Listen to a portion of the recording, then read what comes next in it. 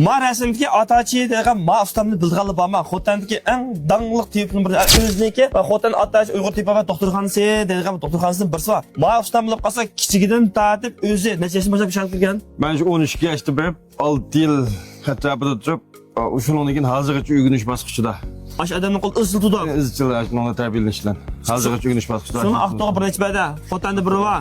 Mana bak ağa gapni qilmayman. Xotanda o'ziniki bir maxsus cho'ngni birisi bor ekan. Shundan bilan men aqto'ga kelib, aqto'ning to'pi yiqib kelib, aqto'ning to'pi yig'ir degan bir gap bor bizda. Men aqto'ga birini qilib olibdi.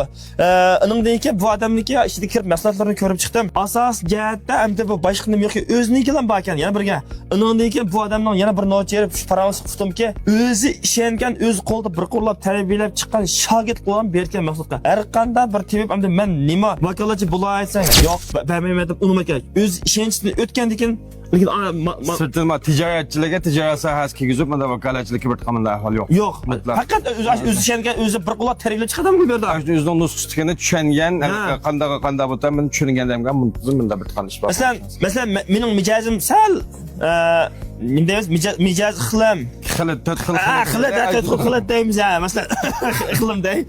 Ben bir mijozniki chiqib qolgan bo'lsa, uning qilib to'xtab turib, men qilib mumkin qizilay demizda yo'q. Ya. Uning munosib kasallik munosabatsiz bitta badiyan chaqliq binasi bersak, ani biz to'g'ri, ortiq yaqmayman. Mush do'konning baliqni bilsanglar bo'ldi, do'konga kirsanglar qolgani, men mush ustamning kamtarligini ham, qosaqdagi bilimning baliqni o'zi olib boshqa siqib qolgansizlar. Bu yerning o'rinlam deb biray. Avval telefon numarini deb biringlar. 180 16 90 07 77.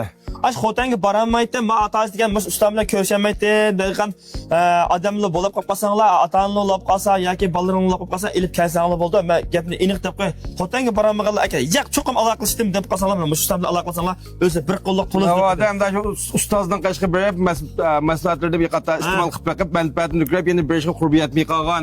Ya bir deb Ayşe berib, udulyamay qolgan o bo'shliq qilib qolsin, biz bilan aloqalashib bevosita qilib bersak bo'di.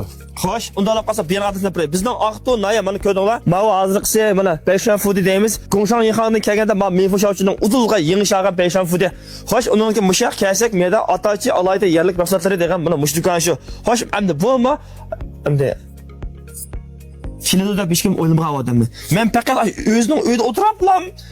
Davomliq shu boshqalarga mulozimat qildi deb o'ylab qolgan amaliyotda miyagimni kap qapti. Bumi bir yaxshi. Qani Xotang berib Atachi degan mush ustam bilan ko'rishib baqalab qolsa o'zinglar. Bevosita bo'ldi yoki men nomer telefon saqla, adresini to'liq deb birda. Xo'sh, unda olib qo'ysam, besha ko'rishdik.